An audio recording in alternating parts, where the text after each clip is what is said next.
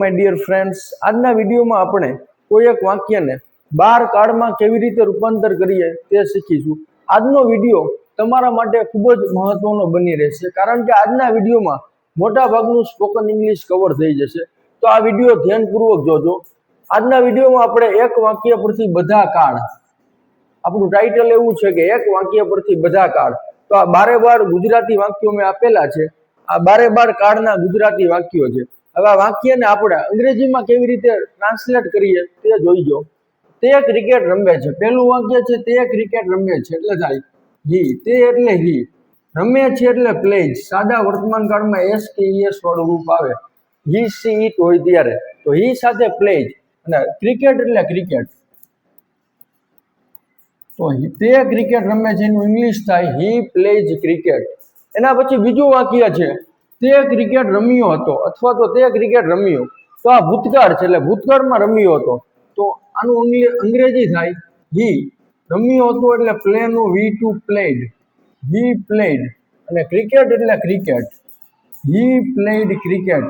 એટલે થાય તે ક્રિકેટ રમ્યો હતો, હી પ્લેડ ક્રિકેટ. તો આ ભૂતકાળ. એના પછી ત્રીજું વાક્ય છે તે ક્રિકેટ રમશે, એટલે ભવિષ્યમાં ક્રિકેટ રમશે. તો છેલ્લે રમશે આવે તો વિલ, શેલ અને વિલ નો ઉપયોગ કરવામાં આવે અને ભવિષ્યકાળ દર્શાવે.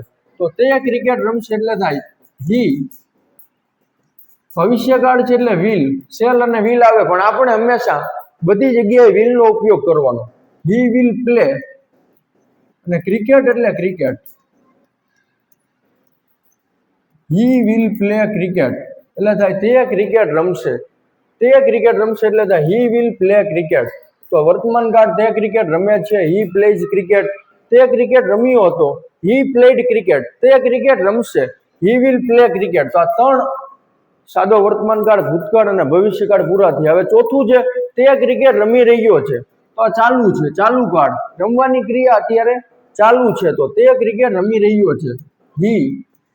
હવે ચાલુ કાળમાં, ચાલુ વર્તમાન કાળમાં એમિજાર આવે તો હી સાથે ઈજ આવે, હી ઈજ. અને રમી રહ્યો છે તો પ્લે નું આઈએનજી વાળું રૂપ આપણે અહીં મૂકવાનું છે, પ્લેઇંગ, હી ઈજ પ્લેઇંગ. અને શું રમી રહ્યો છે તો cricket, he is playing, he is playing cricket. એટલે થાય તે ક્રિકેટ રમી રહ્યો છે. તો ચાલુ વર્તમાન કાળ એટલે ક્રિકેટ રમવાની ક્રિયા અત્યારે ચાલુ છે. પછી જે તે ક્રિકેટ રમી રહ્યો હતો, રહ્યો છે, રહ્યો હતો ને રહ્યો હશે.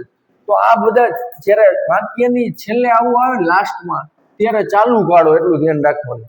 તે ક્રિકેટ રમી રહ્યો છે, he is playing cricket, playing cricket, PLAYING.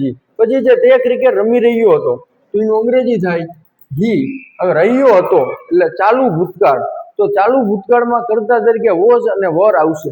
તો હી સાથે વોઝ આવે, હી વોઝ. રમી રહ્યો હતો એટલે પ્લેઇંગ, હી વોઝ પ્લેઇંગ. અને શું રમી રહ્યો હતો તો cricket, he was playing cricket. એટલે થાય તે ક્રિકેટ રમી રહ્યો હતો. એના પછી જે તે ક્રિકેટ રમી રહ્યો હશે, છેલ્લે રહ્યું હશે એટલે ચાલુ ભવિષ્યકાળ. તો ચાલુ ભવિષ્યકાળમાં શેલ વિલ પ્લસ બી આવે. તો તે ક્રિકેટ રમી રહ્યો હશે તો આનું અંગ્રેજી થાય હી. આપણે બધી જગ્યાએ વિલ નો જ ઉપયોગ કરવાનો છે. તો he will be, he will be playing cricket. એટલે થાય તે ક્રિકેટ રમી રહ્યો હશે. તો આ ત્રણ ચાલુ કાળ હતા. રમી રહ્યો છે, હી ઇઝ પ્લેઇંગ ક્રિકેટ. તે ક્રિકેટ રમી રહ્યો હતો, હી વોઝ પ્લેઇંગ ક્રિકેટ. તે ક્રિકેટ રમી રહ્યો હશે, he will be playing cricket. મિત્રો, આવી રીતે જો તમે ટ્રીકથી આ શીખશો તો સાવ ઇઝીલી રીતે તમને તે આવડી જશે. પછી જે તેને ક્રિકેટ રમી લીધું છે, રમી લીધું હતું, રમી લીધું હશે. તો પૂર્ણ કાળ, લીધું છે, લીધું હતું, લીધું હશે. તો ચાલુ પૂર્ણ વર્તમાન કાળ, પૂર્ણ વર્તમાન કાળ, પૂર્ણ ભૂતકાળ અને પૂર્ણ ભવિષ્યકાળ. તો હેવ હેઝ પ્લસ V3 આવે. ચાલુ કાળમાં હંમેશા આઈએનજી વાળું રૂપ આવે, એટલું યાદ રાખવાનું. અને પૂર્ણ કાળમાં હંમેશા ક્રિયાપદનું ભૂતકૃદનનું રૂપ એટલે કે V3 જ આવશે. તેને ક્રિકેટ રમી લીધું છે તો એનું ઇંગ્લિશ થાય હી. હવે હી સાથે ચાલુ પૂર્ણ વર્તમાન કાળમાં હેવ અને હેજ આવે. તો હી હેજ, હી સાથે હેજ આવે. અને રમી લીધું છે તો V3 પ્લેનું V3 થાય પ્લેડ, V2 ને V3 સેમ જ થાય. હી હેઝ પ્લેડ ક્રિકેટ એટલે થાય તેને ક્રિકેટ રમી લીધું છે. એટલે હી હેઝ પ્લેડ ક્રિકેટ. પછી જે તેને ક્રિકેટ રમી લીધું હતું, તો લીધું હતું એટલે ભૂતકાળ, તો હેડ નો ઉપયોગ થાય. હી હેડ પ્લેડ ક્રિકેટ. હી હેડ પ્લેડ ક્રિકેટ એટલે થાય તેને ક્રિકેટ રમી લીધું હતું.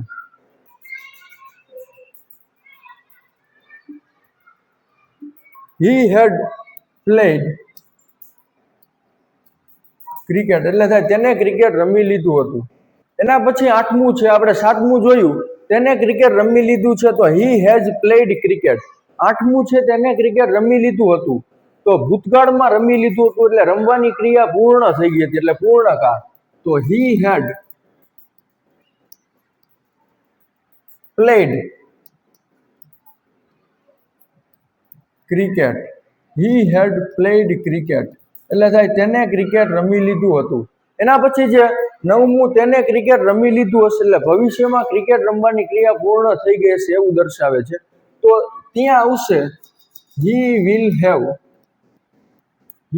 Have played cricket. તો આવી રીતે 7મો પૂર્ણ વર્તમાનકાળ, પૂર્ણ ભૂતકાળ અને પૂર્ણ ભવિષ્યકાળ. હેવેજ plus V3, had plus V3 અને shell will have plus V3. પણ આપણે બધી જગ્યાએ વિલનો જ ઉપયોગ કરવાનો છે.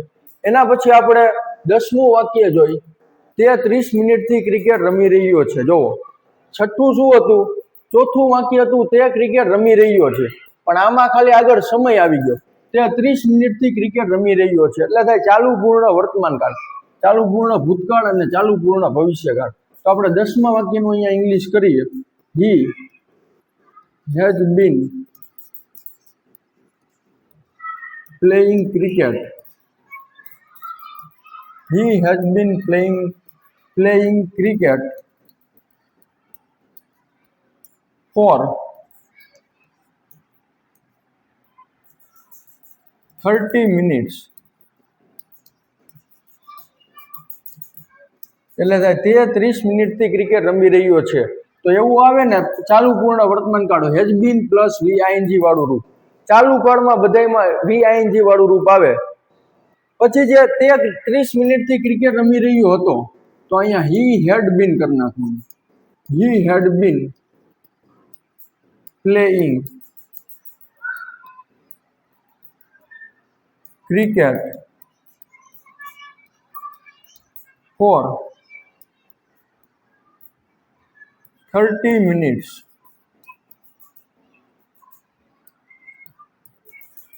અને લાસ્ટ છે તે 30 મિનિટથી ક્રિકેટ રમી રહ્યો હશે એટલે ભવિષ્યમાં રમી રહ્યો હશે એટલે ચાલુ પૂર્ણ ભવિષ્યકાળ. તો આમાં ધ્યાન રાખજો, અહીંયા he will have been playing cricket. He will have been playing cricket for 30 minutes.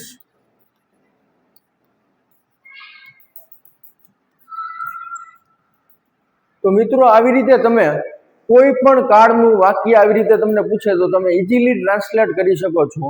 તમે આ રીતે યાદ રાખશો તો તમને ઇઝીલી યાદ રહી જશે. તમે આનો સ્ક્રીનશોટ પાડવો તો પાડી શકો છો.